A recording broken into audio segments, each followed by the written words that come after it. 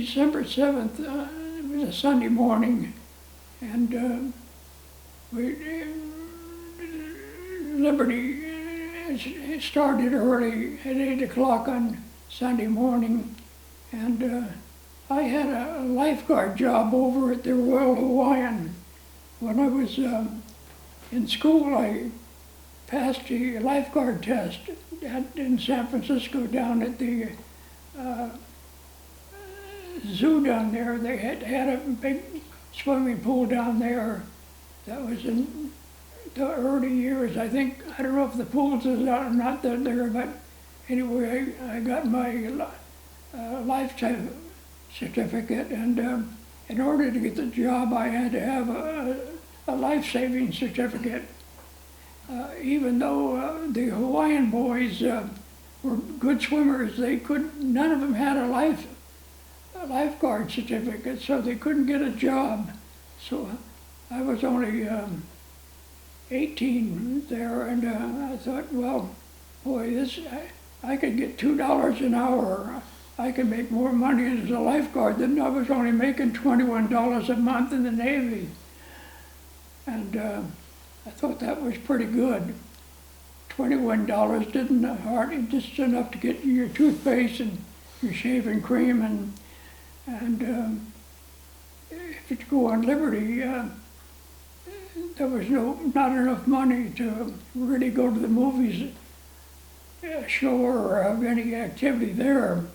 So being the lifeguard, I got acquainted with a lot of Hawaiian swimmers there, and they want to know how I ever got to be a swimmer.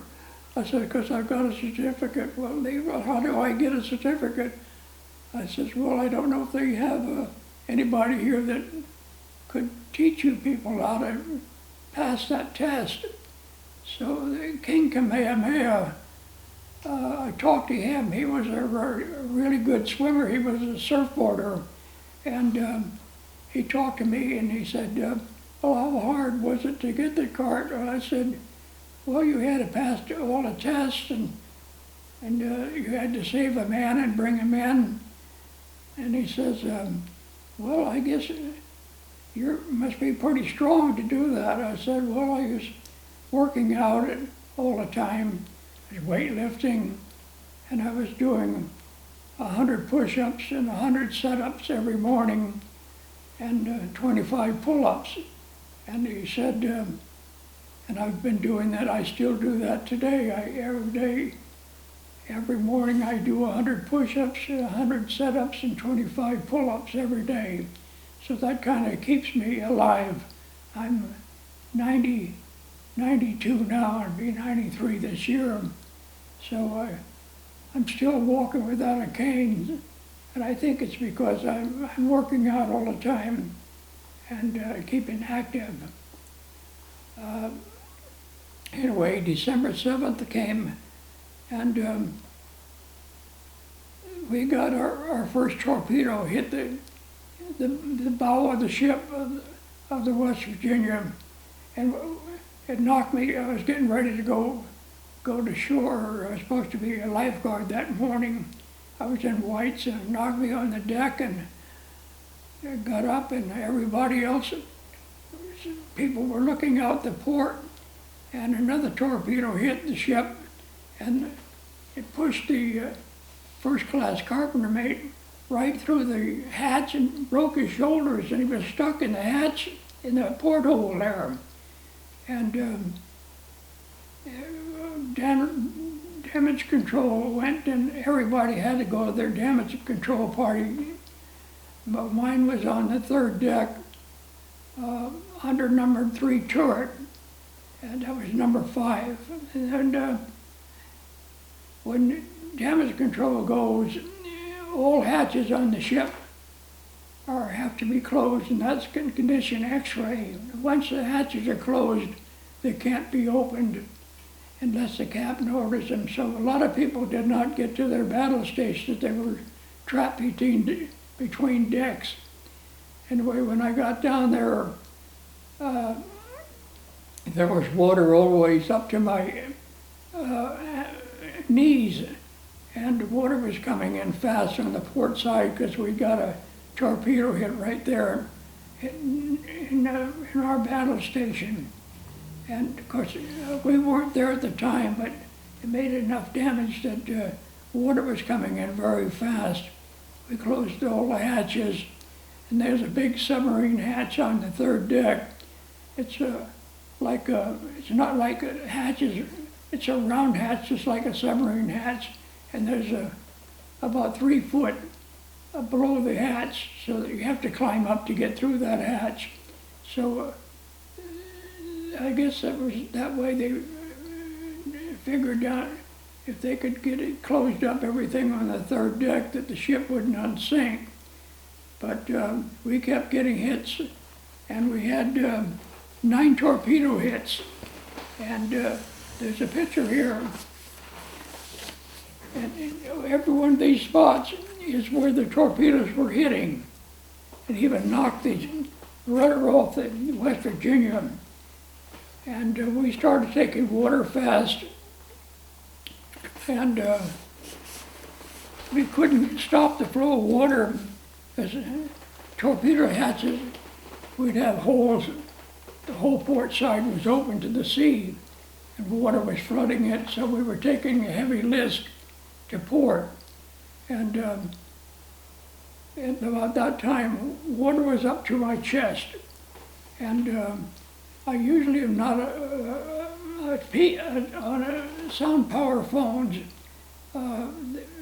Usually we have a yeoman who was a speaker. He never did get down there, so the chief told me to take the phones, and so I kind of climbed up out of the water and got up in a little pocket up there so he didn't get the phones wet. And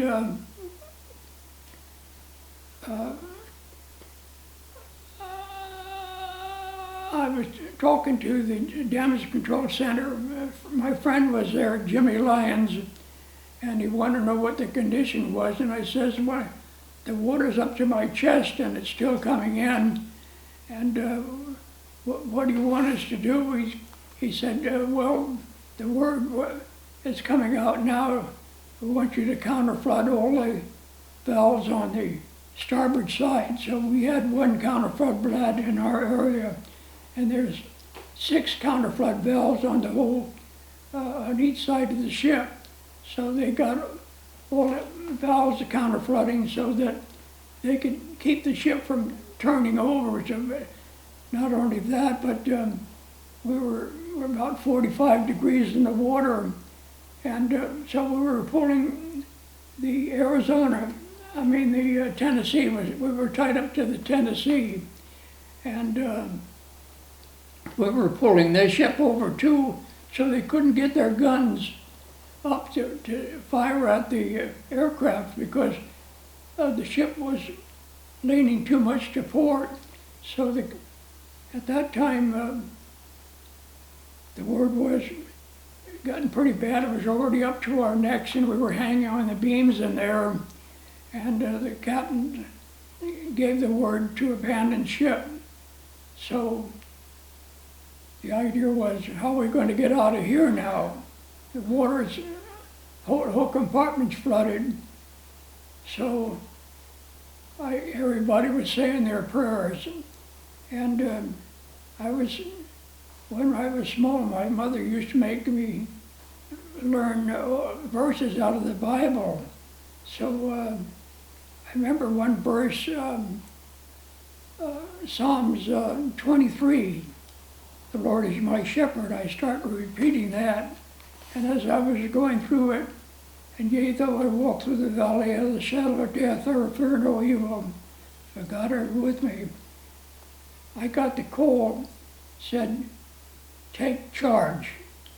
And I said, Jim, what do you mean, take charge? He said, I didn't say that. Well, someone told me to take charge. He says, well, you know what to do, you take charge. So the men were saying their prayers and crying, and I told the man, I says, I know how we can get out of here.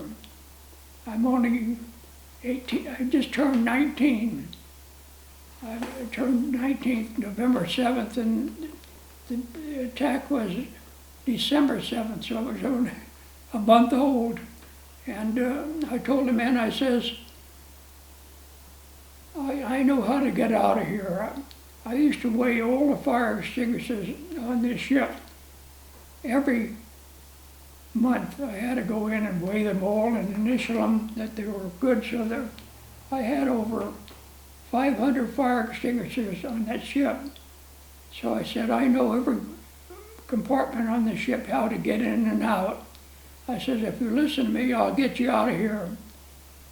And so the men agreed. If you get us out of here, John, more power to you. I said, well, I got to find out how much water there's on the after compartment. We're under number 3 turret. And I got a hold of the talker back there, and I said, how high is the water? He says, it's water just over the hatch, submarine hatch. I said, well, that's good, because if it wasn't there, we could never open that hatch because the pressure in us was too great. But if the water was rising, it equalized the compartment, and we could open the compartment. So I said, let me know when it's 2 or 3 feet above that hatch. So they said, it's about 3 feet. Jose came in, we're going to go open that hatch, and we're going to go back aft. And on the aft, we had freezers down there. That's where we stored all our meat and anything that had to be freezing. It was on the 3rd deck, and there was a little hatch up there that was 4 foot by 5 foot, and there was a davit up there with a line coming down where they could lower the food down, or they could bring it up. And it was Sunday morning. They were breaking out meat for the Sunday dinner, and there was 6 young sailors. They'd only been aboard a month, and there was a first class storekeeper down there, and they were scared, and they didn't know what to do. And so I said, well, they said we tried to get up that line. It was about as big as my thumb, but it was 30 feet up. He says, we don't know how to climb that line. I says, well, you take that line and stand on it. And I says, when I was high school, I could hand over hand 10 seconds. I could be up, ring the bell, and back down again. So I went up, got up there, looked around, and planes were still bombing us, firing them. And when I saw they were stopped for a minute, I got out, and I said, well, now how am I going to get these men out? They don't know how to climb this line. So I looked around. Under number 4 hatch, there was a turret. There's a big, long 4x4 with a cargo net wrapped around it. And that cargo net we could put out in the water, and we had 2 airplanes aboard, and they could come up and hook on that cargo net. They'd pick the plane up and put it up on top of the hatch. So I said, well, I'll get that cargo net and rolled it out. And I didn't have a knife, so there was a bugler's there, and I said, if you have a knife, give it to me. I've got to cut all this cargo net off this 4x4. So I start doing that, and the plastic covers on it were breaking. I was holding it so tight. The rivets that were holding that on my hand was bleeding. So I told the bugler, I says, go get that hatchet, that axe that's on the side of the bulkhead there, and we can cut this line off. So I started cutting the line off, got the cargo net off, and he helped me carry that cargo net. We put it down the hatch and put it on the dogs up there. It was about 6 foot from the bottom,